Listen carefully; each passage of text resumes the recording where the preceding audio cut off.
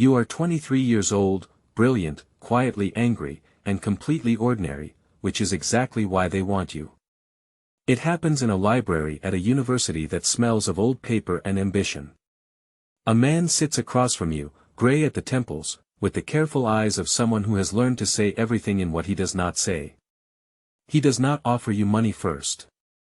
He offers you meaning. He tells you the world is a game between two powers, and that most men spend their lives as pieces on the board, but a few, the right few, get to move the pieces instead. You are a long way from home, and you have been angry for a long time without quite knowing why.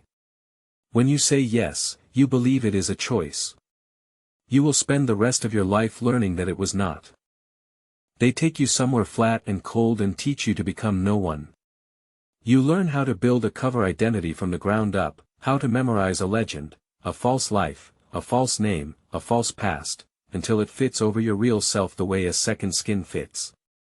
You learn surveillance, how to notice the same face twice without looking like you are noticing. You learn dead drops, a chalk mark on a post box means leave the package, a red mark means abort, a blue mark means run. You learn that the hardest skill in this work is not lying to strangers. It is lying to people who love you, over and over, for years, without letting the weight of it show on your face. By the time they send you out, you are two people, the man the world sees, and the man who watches him from behind his own eyes. Your first real assignment is a dead drop in a divided city that smells of coal smoke and cold concrete. You carry nothing that looks like anything.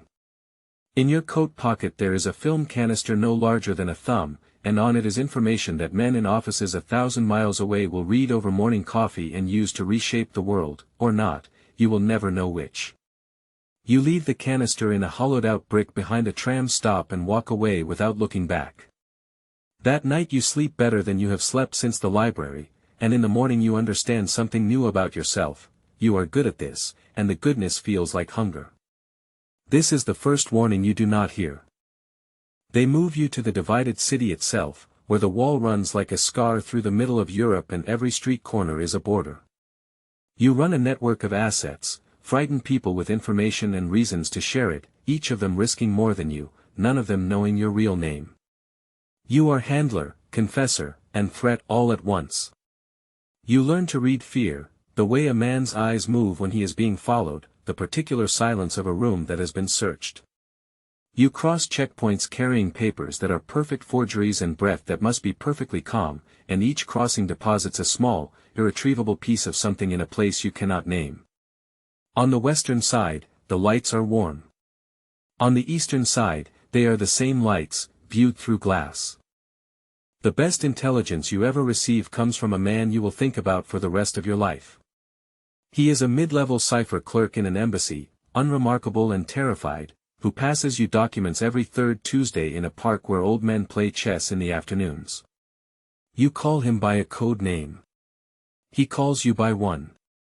You never learn his real name, and you never try, because learning it would make him a person, and what is about to be asked of him can only be asked of a source. He gives you 18 months of intelligence that saves lives in numbers you will never be told. Then his government changes something, and the park bench sits empty on a Tuesday, and you will never know what happened to him, and you understand now that you were never supposed to.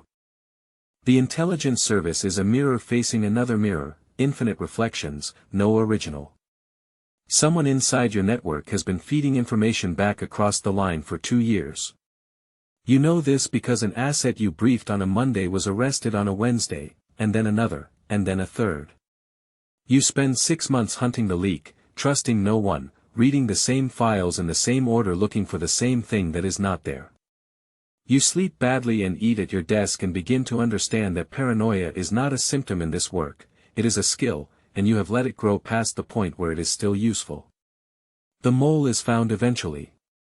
It is someone you liked. It is always someone you liked. They send you once to the city itself, which is the most dangerous assignment there is, because Moscow is where the other side is strongest and where the rules are written for them. Moscow rules, assume you are always being watched. Assume every contact is compromised. Trust nothing that comes easily. You operate under the deepest cover you have ever worn, in a city whose language you speak without an accent and whose streets you have memorized from maps. Every interaction is a calculation. Every kindness is a test.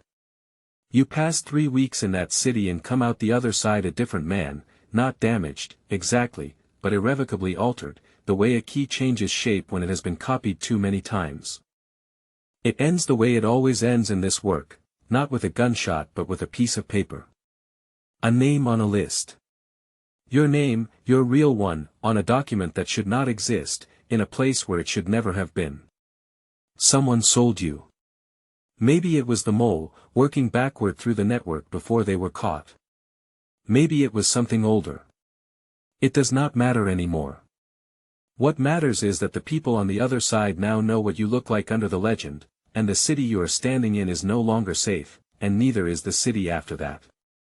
You burn your documents in a bathroom sink, the way they taught you, and you watch the paper curl and go black and you feel something you have not felt since the library. You feel afraid, and underneath the fear, almost buried, something that might be relief. You run. This is what they trained you for too, though they never called it that.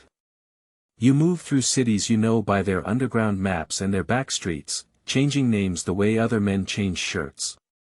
You sleep in places you will not remember and eat food you cannot taste.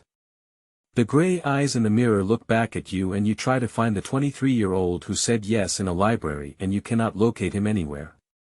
You know they are close because the city feels different, too still, too watched, the particular quality of a room about to change.